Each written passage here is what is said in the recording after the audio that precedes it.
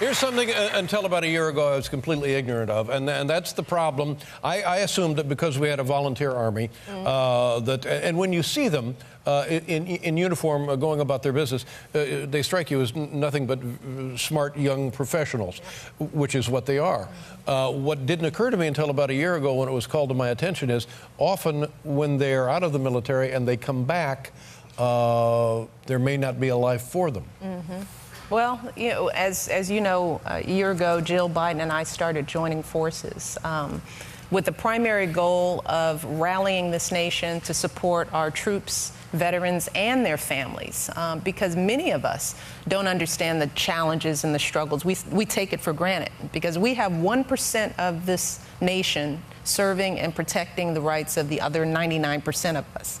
And I fell into that category with you. I don't come from a military family. And it wasn't until I started campaigning and traveling around to military bases where I got to meet these very resilient, proud, disciplined, smart individuals. And I thought, most Americans have no clue the level of sacrifice they're making so that we can live in freedom. Right. And this campaign is designed to make sure that every single member of our armed forces, our veterans and their families, understands that they live in a grateful nation and that we will be doing everything we can to rally support for them so that they never feel that they're alone in this struggle. And people who do feel that they are alone, what will be done for them?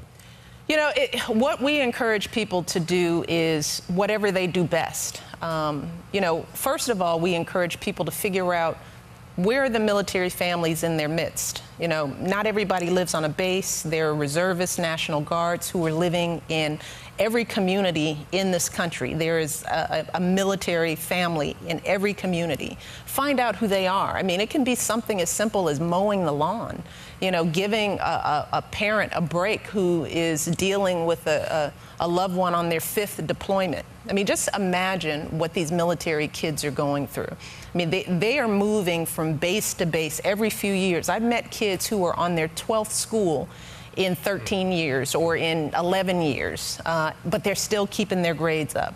They're still managing to keep it all together, trying to be the big brother to the younger siblings. I mean, just imagine what these kids need. And a lot of it is it's something small. If you're an accountant, provide some pro bono accounting services. If you're a church, embrace a family, bring them into your congregation. If you're a teacher, it doesn't have to be a check of $10,000, $20,000. It can be the smallest gesture you might think of toward another human. And I also made the mistake thinking that while these people are in uniform serving our country, that nothing looks better on a resume when they get back than I spent 3 years in the Marine Corps or the Armed Corps. But again, it doesn't always work that way now. Well, we're seeing some improvement. I mean, one of the things that Barack is trying to do is really make sure that our private sector employers are hiring, and we're seeing the unemployment rates among our military decreasing at a faster pace than the broader unemployment rate, which is a great thing. Right. But we also don't want them to forget the military spouses as well. I mean, these men and women are just as trained, just as prepared, just as competent. They're some of the best that this country has to offer. Has this situation, this dynamic, been in existence historically in this country? After World War II, did we see things like this? After World War I? You know, I think we probably did a better job then because there was a draft. There were more people. You know, everyone had a family member that was serving and sacrificing. And now we have an all-volunteer force. So not everyone is connected to someone who goes to war. And as a result, we've got to keep those families top of mind. Yes, absolutely. Now, there's another circumstance which is near and dear to my heart. Not that the first one isn't near and dear to my heart, but it's the notion of fat kids. I don't know.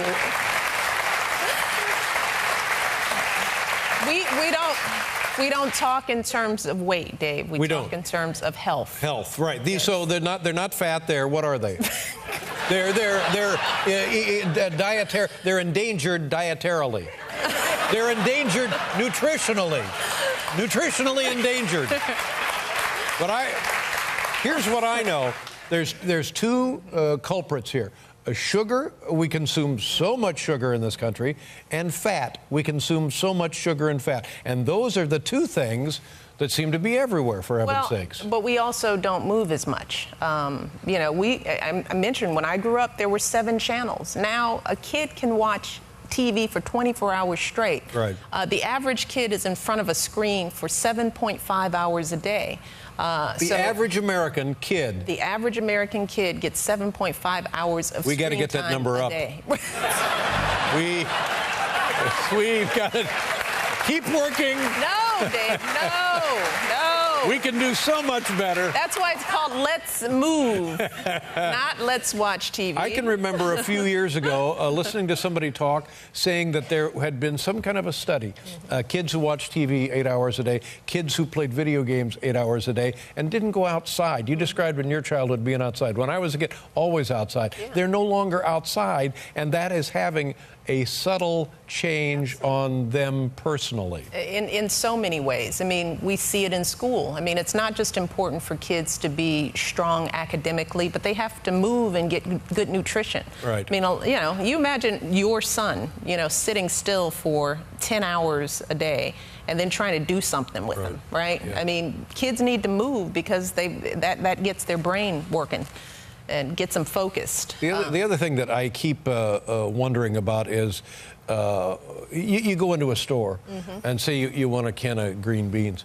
You have your choice of, I don't know, maybe 10 different kinds of canned green beans.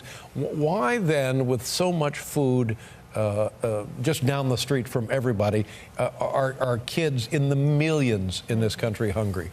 Well, because we have millions of Americans who live in what we call food deserts, where there are communities that have no access to a grocery store, fresh produce.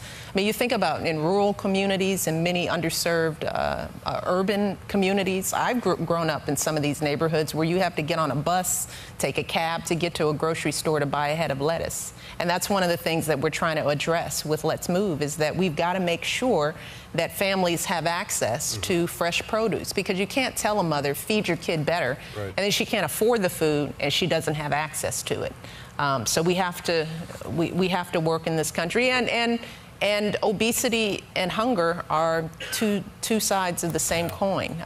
Well, I always at this point in a conversation invoke the World Food Program, and people there tell me that starvation in the United States and around the world is one of the problems that we actually can solve. That's the beauty of this. So to people who need to get on a bus and go X number of miles to get whatever they need to survive, that seems like that could be fixed. It can be fixed, but we also have to make sure that parents have the information about the high levels of sugar and salt. Right. I don't think parents want to do the best for their kids, and sometimes you just get into habits. It happened to me before I came to the White House. One of the reasons why I started the Let's Move initiative is that my pediatrician pulled me aside and said, you need to look at what you're doing. We were eating out a lot. I was working, a lot of sugary drinks. The kids were, in front of the TV more than I would have liked. So we just need to give parents the information, and we need to be clear in this society that this is a problem, and it's a problem that's solvable, and give people some tools. And it's very obvious, the right best thing is very rarely the easiest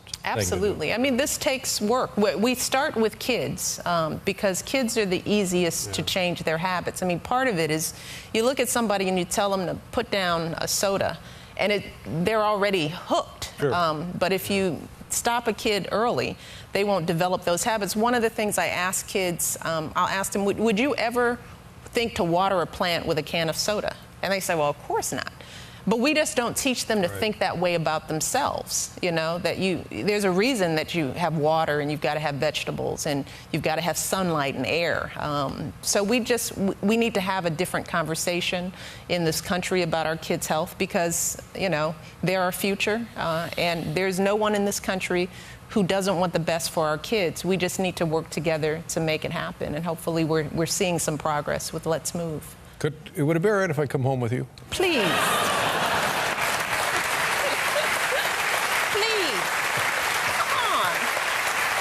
I've got a ride. I got lots of space. I bet you've got a ride. You can stay next door to Mom. Grandma and Dave. That could be a new show. Yes. Well, it's a real pleasure to spend time with you, and I can't thank you enough again, and look forward to seeing you after the election. Yeah, and thank you for inviting the military families here. Oh, that's right. We have, yes, people from different branches of the United States Armed Forces. This is the First Lady of the United States, Michelle Obama. Thank you. God